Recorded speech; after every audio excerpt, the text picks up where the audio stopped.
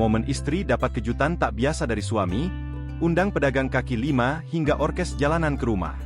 Beredar di media sosial sebuah video yang memperlihatkan momen wanita mendapatkan kejutan ulang tahun dari sang suami.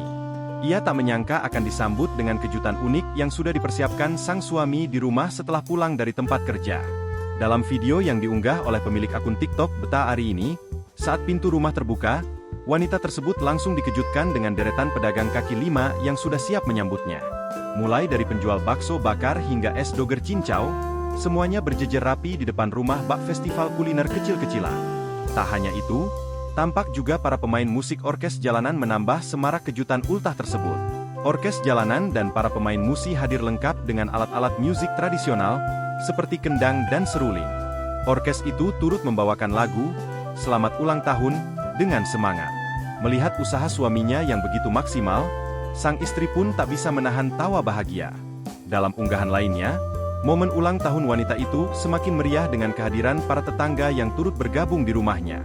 Semua orang terlihat antusias mencicipi beragam jajanan kaki lima yang telah disiapkan, seperti bakso bakar dan es doger cincau. Meski sedang diguyur hujan, suasana penuh keceriaan membuat kejutan acara ulang tahun itu semakin ramai. Kini video momen kejutan ulang tahun ini pun mencuri perhatian dari warganet. Tak sedikit dari warganet yang turut terhibur serta iri dengan momen tersebut.